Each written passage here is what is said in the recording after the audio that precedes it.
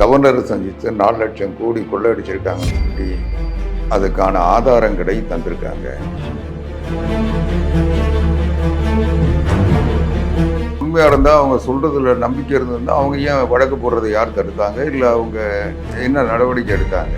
உச்சநீதிமன்றத்தினுடைய ஓய்வு பெற்ற நீதிபதி தலைமையில் ஒரு விசாரணை கமிஷன் அமைக்க சொல்லியிருக்கோம். அவங்க கூட்டணியில் இருந்தால் தான் அவங்களுக்கு ராஜ்யசபா சீட்டு தருவோமே தவிர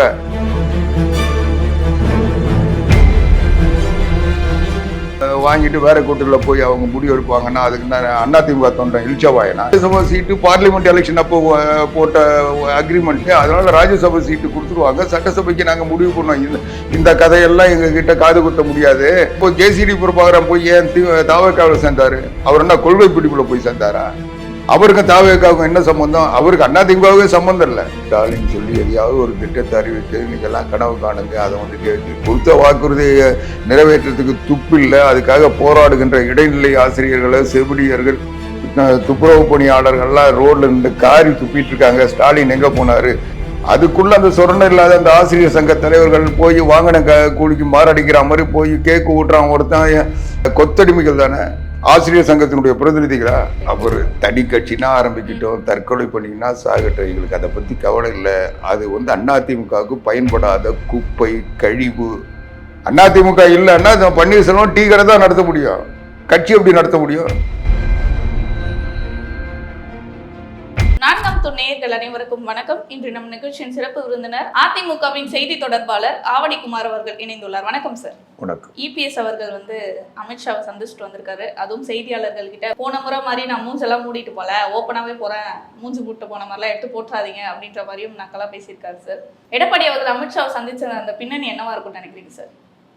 இல்லை, இன்றைக்கு அனைத்து இந்திய அண்ணா திராவிட முன்னேற்ற கழகத்தினுடைய பொதுச் செயலாளர் புரட்சி தமிழர் எடப்பாடியார் கவர்னரை சந்தித்து 4 லட்சம் கோடி கொள்ளையடிச்சிருக்காங்கன்னு சொல்லி அதுக்கான ஆதாரங்களை தந்திருக்காங்க.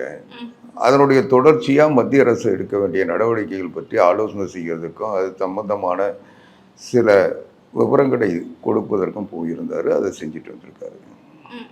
இப்போ ஊழல் குற்றச்சாட்டுகள், அதாவது திமுக அமைச்சர்கள் மேல ஊழல் இருக்கு அப்படின்ற மாதிரி சொல்லியிருக்காரு. அதிமுக ஆளும் கட்சியா இருக்கிறப்ப இந்த மாதிரி ஊழல் குற்றச்சாட்டுகள்லாம் இருந்தது இல்லையா சார்? அது இருந்தால் அவங்க உண்மையாக இருந்தால் அவங்க சொல்கிறதுல நம்பிக்கை இருந்திருந்தால் அவங்க ஏன் வழக்கு போடுறதை யார் தடுத்தாங்க, இல்லை அவங்க என்ன நடவடிக்கை எடுத்தாங்க? நாங்கள் ஆதாரத்தோடு சொல்லியிருக்கோம். இன்றைக்கி வழக்கு போட சொல்லி அதுக்கான நடவடிக்கையில் ஈடுபட்டிருக்கோம். உச்சநீதிமன்றத்தினுடைய ஓய்வு பெற்ற நீதிபதி தலைமையில் ஒரு விசாரணை கமிஷன் அமைக்க சொல்லியிருக்கோம்.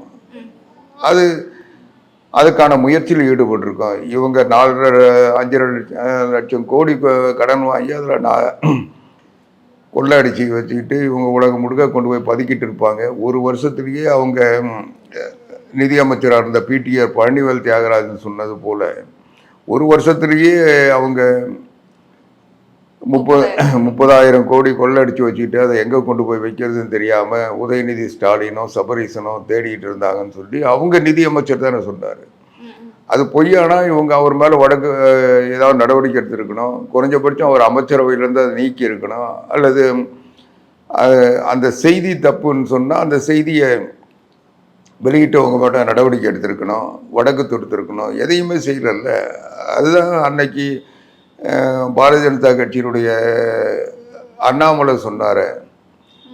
இதை நீங்கள் மறுத்தீங்கன்னா நான் இன்னும் சில வீடியோக்கள் என்கிட்ட இருக்குது, நான் வெளியிடுவேன்னு சொன்னார். அதுதான் சவுக்கு சங்கரும் அதை தான் சொன்னார். சவுக்கு சங்கர் சொன்னார், தைரியம் இருந்தால் நீங்கள் என் மேலே வழக்கு போடுங்க, நான் சந்திக்கிறேன்னாரு. அவங்க அதோட அமைதியாகிட்டாங்க. சரி, அதே சமயம் பிடிஆர் பழனிவேல் தியாகராஜனையும் எதுவும் தண்டிக்கவும் முடியல. அதனால் அவரை சமாதானப்படுத்துறதுக்காக அவர் வேறு துறையில் மாற்றி அவர் இன்னைக்கு வரைக்கும் அவருக்கு பயந்துக்கிட்டு தான் இருக்காங்க. அதனால் ஒரு வருஷத்துலேயே அதுவும் வந்த புதுசுலேயே 1000 கோடி 3000 கோடி அடித்து வச்சுருக்கவங்க இந்த 5 வருஷத்துல இன்னைக்கு 4 லட்சம் கோடி கொள்ளடிச்சு வச்சிருக்காங்கன்னு சொல்லி அதை குற்றச்சாட்டாக கொடுத்துருக்கோம்.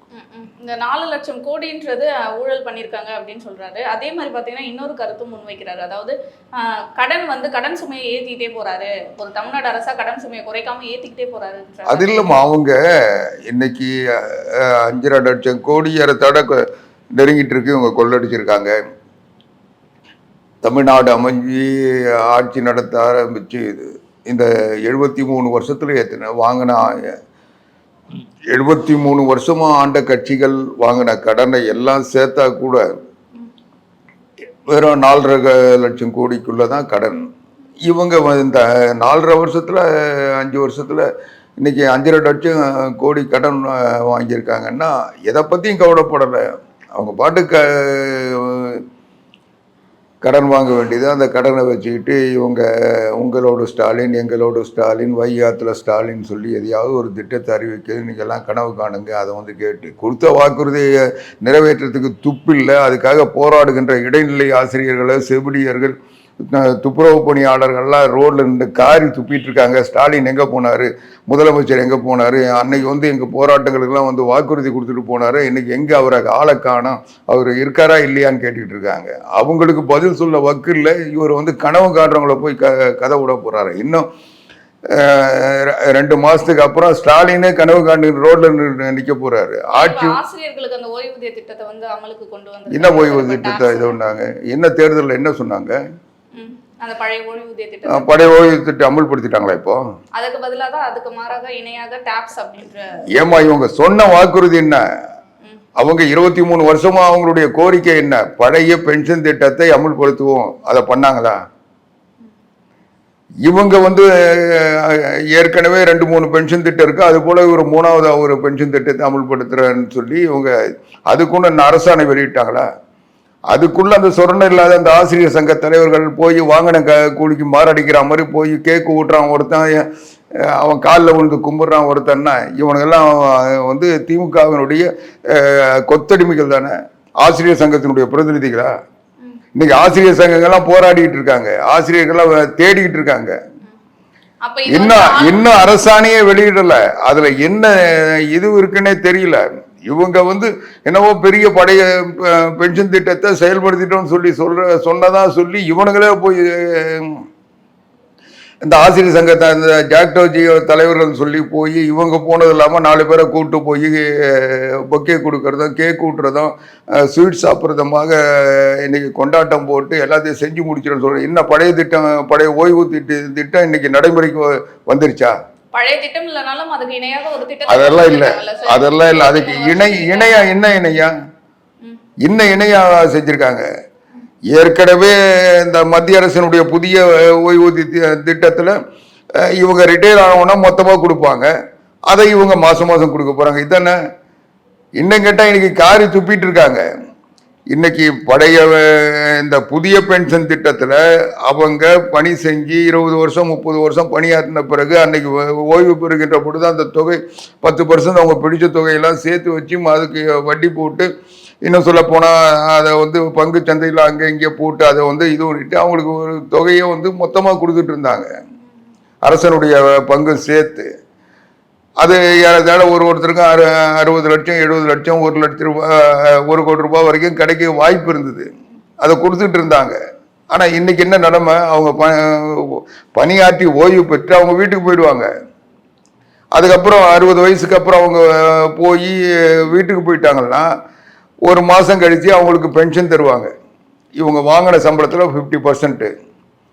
1.5 மாசத்துல அவன் செத்துட்டான்னு என்ன பண்ணுவாங்க? இதெல்லாம் ஒரு பக்கம் இருக்கு. இப்ப டிடிவி அவர்களும் ஓபிஎஸ் அவர்களும் கூட்டணி எங்க போவாரு, எந்த கட்சியோட கூட்டணி வைப்பாரு அப்படின்ற கேள்வி பரவலா பேசப்பட்டு வருது சார். அதே மாதிரி ஓபிஎஸ் அவர்களை நீங்க தனி கட்சி ஆரம்பிச்சு எங்க கூட கூட்டணிக்கு வந்தாலுமே வேணாம் அப்படின்ற மாதிரி எடப்பாடி அவர்கள் சொல்லியிருக்காரு. அவர் தனி கட்சினா ஆரம்பிக்கிட்டோம், தற்கொலை பண்ணினா சாகட்டும், எங்களுக்கு அதை பத்தி கவலை இல்லை. அது அதிமுகவுக்கு பயன்படாத குப்பை கழிவு. இன்னும் சொல்ல போனா நாங்க சாப்பிட்டு துப்புன எச்சில் அது எங்க போய் சேர்ந்தா எங்களுக்கு இன்னும் எக்கேடு கெட்டு போன இந்த கட்சிக்கு துரோகம் பண்ணி புரட்சி தலைவர் எம்ஜிஆர் வாழ்ந்த அந்த அவர் தந்த ஜானகி அம்மா கட்சிக்கு தந்த அந்த எம்ஜிஆர் மாளிகையில் பூந்து அங்கே கொள்ளை அடிச்சு அங்கிறதெல்லாம் திருடிக்கிட்டு போன ஒரு அயோக்கிய கூட்டம். அதுக்கப்புறம் அது வைக்க இல்லாமல் இருந்து கொடுத்துட்டு வந்த கொள்ளை கூட்டம். அவங்கள போய் பற்றி நாங்கள் என்ன கவலைப்படணும்? அவங்க இந்த கட்சிக்கு பயன்பட மாட்டாங்க. அவங்க எத்தனை ஊழ கும்பிடு போட்டாலும் எத்தனை வாட்டி காலில் விழுந்தாலும் இவங்களெல்லாம் மன்னிப்பே கிடையாது. அவங்கள அதிமுகவில் சேர்க்க மாட்டோன்னு கட்சியினுடைய பொதுக்குழு முடிவு எடுத்து அவங்கள நீக்கி வச்சிருக்கு. நாங்கள் சாப்பிட்டு துப்புன எச்சில், அந்த எச்சில் அந்த இந்த வார்த்தைக்கு என்னன்னா அப்ப தேவைன்றப்ப யூஸ் பண்ணிக்கிட்டு தேவையில்லைன்னு என்ன தேவை பன்னீர். ஆமா பன்னீர்செல்வம் அதிமுக அவரால் தான் ஆட்சி வந்தது. அவர் அந்த மூஞ்ச பார்த்து தான் ஓட்டு போட்டாங்க. அந்த 2001 சட்டமன்ற உறுப்பினர் ஆனார். தேனியில டீ கடை ஆத்தினுக்கு சொல்ல அதிமுக முதலமைச்சராக இருந்தது. பன்னீர்செல்வம் தேனியில டீ கடையில டீ ஆத்திக்கிட்டு இருக்க சொல்ல புரட்சி தலைவர் எம்ஜிஆர் முதலமைச்சராக இருந்தார். இந்த கட்சியில் அவர் சேர்ந்து பலனடைஞ்சு முதலமைச்சர் ஆகினாரு. 2001 சட்டமன்ற உறுப்பினர் ஆன அவர் எடப்பாடி பழனிசாமி 1989 சட்டமன்ற உறுப்பினர். ஆனா பன்னீர்செல்வம் 2001 சட்டமன்ற உறுப்பினர். அவர் சும்மா டிடிவி தினகரன் அங்க போய் நிக்க சொல்ல அவருக்கு மரவாதம் செஞ்சு அவருக்கு காலை கழுவி கையை கழுவி அவர் சட்டமன்ற உறுப்பினர் ஆகி முதலமைச்சர் ஆனார். தவிர இந்த கட்சிக்கு உழைச்சா வந்தாரு. இவருன்னு இல்ல சார், யாரெல்லாம் அதிமுகல இருந்துட்டு அதிமுக எதிராக ஒரு கருத்து வைக்கிறாங்களோ அவங்க எல்லாருமே நாங்க வேணாம் தூக்கி எறியப்பட்ட ஒருவர் அப்படின்னு நிச்சயமா. அதாவது அதுதான் அதிமுகவில் இருக்கிற வரைக்கும் தான் ஒருத்தருக்கு மரியாதை பதவி கிடைக்கும், தகுதி கிடைக்கும், சட்டமன்ற உறுப்பினர் ஆக முடியும், அமைச்சர் ஆக முடியும், பதவிக்கு வர முடியும். அதிமுக இல்லைன்னா இவங்க என்ன அடையாளம்? அதிமுக இல்லைன்னா பன்னீர்செல்வம் டீ கடை தான் நடத்த முடியும், கட்சி எப்படி நடத்த முடியும்? அதிமுகவோட இல்லைன்னா செங்கோட்டையும் டாக்ஸி தான் ஓட்ட முடியும். ஆமா, தாவேக்காவோட சேர்ந்து அவர் என்ன ஐநா சபை பொதுச் செயலாளர் ஆக்கிட்டாங்களா? என்ன ஆயிட்டாரு? தலைமை ஒருங்கிணைப்பாளராக இருக்காரு. அங்க எத்தனை தலைமை ஒருங்கிணைப்பாளர் இருக்காங்க. இவர் லட்சணம் ஒன்றுத்துக்கு உதவாத அந்த புஜ்ஜி அண்ணதுக்கிட்ட கேட்டு இவர் செய்யணும்னு சொல்லி ஒரு உத்தரவு போட்டு அது ஒரு பதவி கொடுக்குறாங்க. அது ஒரு பதவின்னு வைக்க இல்லாமல் எடுத்து வச்சுட்டு இது அதிமுகவில் அவருக்கு இருந்த மரியாதை என்ன, அவருக்கு கொடுத்த கௌரவம் என்ன? இன்னைக்கு அந்த கட்சியில போய் என்ன அவருக்கு பதவி கொடுத்துட்டாங்க? இப்ப அதே மாதிரி தான் ஓபிஎஸ் அவர்களும் தாவேகா சைடு போறாரு. அப்புறம் எங்கேயாவது போய் தொலைட்டோமா? எங்களுக்கு தேவையில்லைன்ற இவரை எந்த கட்சியிலும் போய் இவரால் அந்த கட்சிக்கு பலன் இல்லை. எந்த கட்சியாவது போய் இவர் அந்த கட்சியை வச்சு பலன் அடைய முடியுமே தவிர பன்னீர்செல்வத்தால எந்த விதமான பலனும் அந்த கட்சி கிடைக்காது. அவர் திமுகவுக்கு போனாலும் சார், அவர் தாவேக்கால போக மாட்டாரு, திமுக தான் போவார். அவங்க சிஷிய கொடிகள்லாம் போய் சேர்ந்துருக்காங்கல்ல. இல்லை, அது அவருடைய சௌகரியம். அவர் எங்கேயாவது போயிட்டு போட்டோம். தாவேக்காவெல்லாம் போய் அவர் என்ன விஜய் இவரை முதலமைச்சராக போறாரா? ஆனாலும் அவங்க அந்த கொள்கை இருக்குல்ல, ஆட்சியிலும் பங்கு அதிகாரத்திலும் பங்கு. நம்ம ஆள் இல்லாத கட்சியில என்ன பண்ணுவாங்க? ஆள் இல்லாத தலைவர்கள் இல்லாத கட்சியை ஒரு பொதுக்கூட்டம் நடத்துறதுக்கு முடியாம பொதுக்கூட்டம் நடத்துன்ற பேர்ல 41 பேரை சாகடிச்ச ஒரு கட்சி. அதுக்கு பிறகு எல்லாரையும் விட்டுட்டு துண்டை காணும் துணியை காணுன்ட்டு அங்கே கலவரம் நடக்குதுன்னு ஒன்று பாதியிலே விட்டு விஜய் ஓட்டார். விஜய் தான் ஓட்டாருன்னு பார்த்தா அவருக்கு முன்னாலே எல்லாரும் ஓட்டான். ஒரு வருஷம் அந்த கட்சியை அங்கே இருக்க கரூரில் இருந்த தொண்டர்கள் அத்தனை பேரையும் காப்பாற்றுறது அதிமுக. அது முடிந்த விஷயமா வச்சுப்போம் சார். இப்போ டிடிவி அவர்கள் அதிருப்தியில தான் பேசிட்டு இருந்தாரு எடப்பாடி அவர்கள் மீது. இப்ப பாத்தீங்கன்னா எடப்பாடி அவர்கள் கூடவே கூட்டணி வைக்கிற மாதிரியான பேச்சுவார்த்தைகளை போயிட்டு இருக்கு. டிடிவி தினகரன் கூட அதிமுக கூட்டணி வைக்கிறோம் நாங்க இது வரைக்கும் சொல்லல. எங்க கட்சியினுடைய பொதுச் செயலாளர் எடப்பாடி பழனிசாமியும் சொல்லல. எங்களுடைய நோக்கம் அது இல்லை. தினகரனை அதிமுக சேர்க்கிற நிலைமை கிடையாது. அதனால நாங்க உறுதியா இருக்கிறோம். இவங்களுக்கு அதிமுகவில் இடம் கிடையாது.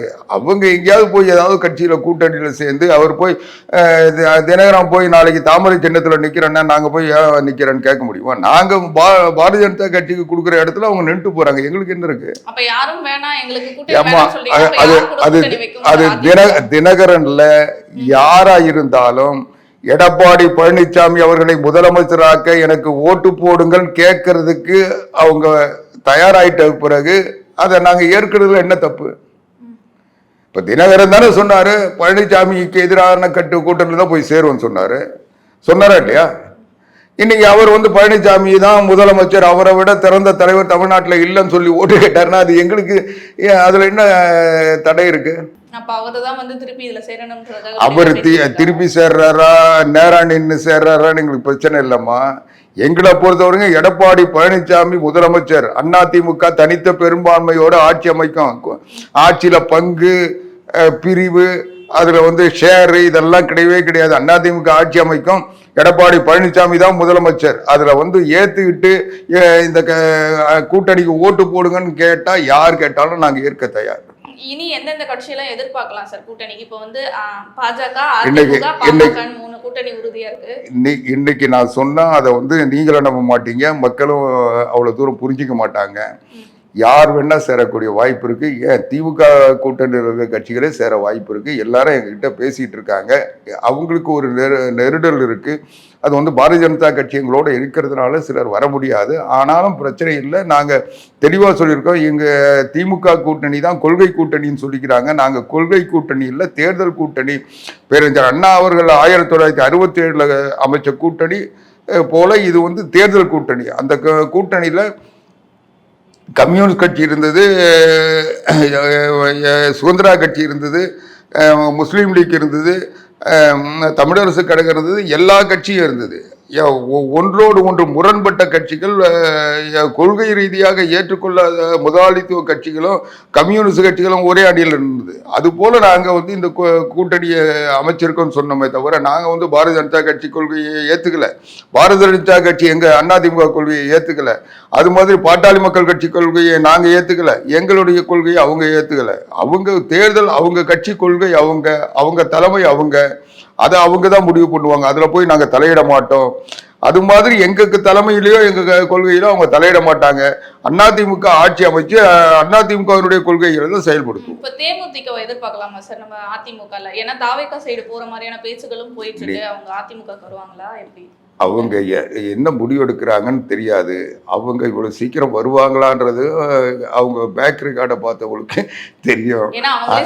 ராஜ்யசபா சீட்டு தான் தரேன்னு சொல்றாங்க. அவங்க வந்து ராஜ்யசபா சீட்டுக்காக கேட்டா கூட அவங்க வந்து கூட்டணியில இருந்தாதான் அவங்களுக்கு ராஜ்யசபா சீட்டு தருவோமே தவிர அவங்களுக்கு ராஜ்யசபா சீட்டு வாங்கிட்டு வேற கூட்டணியில் போய் அவங்க முடிவு எடுப்பாங்கன்னா அதுக்கு அதிமுக தொண்டன் இல்ச்சவாயனா எங்களுடைய சீட்டை அவங்களுக்கு கொடுத்துட்டு அவங்க வந்து ஒவ்வொரு தேர்தலுக்கு ஒரு கூட்டணிக்கு போவாங்க. அதுக்காக நாங்கள் அவங்க ஏற்றுக்குமா? அதெல்லாம் கிடையாது. அதிமுக கூட்டணியில் அவங்கள சேர்ந்தாங்கன்னா ராஜ்யசபா சீட்டு கொடுப்போம். இல்லைன்னா நம்ம சட்டமன்ற தேர்தலை நோக்கி தான் போயிட்டு இருக்கோம். ராஜ்யசபா அதுதான் அவங்க என்ன நினைக்கிறாங்க, ராஜ்யசபா சீட்டு பார்லிமெண்ட் எலெக்ஷன் அப்போ போட்ட அக்ரிமெண்ட், அதனால ராஜ்யசபா சீட்டு கொடுத்துருவாங்க. சட்டசபைக்கு நாங்கள் முடிவு பண்ணோம். இந்த கதையெல்லாம் எங்க கிட்ட காது குத்த முடியாது. அதிமுகவில் சேர்ந்தாதான் அவங்களுக்கு ராஜ்யசபா சீட்டு கொடுப்போம்.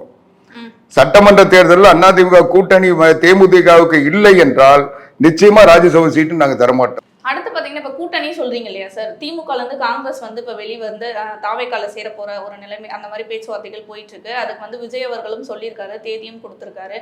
இப்ப காங்கிரஸ் ஒருவேளை தாவேக்கா சைடு போயிருச்சு அப்படின்னா திமுக என்ன மாதிரியான பின்னடைவுகள்ல ஏற்படும்? அது அதிமுக சாதகமா இருக்குமா? தாவேக்காவை பார்த்து பயப்படுறது திமுக தான்.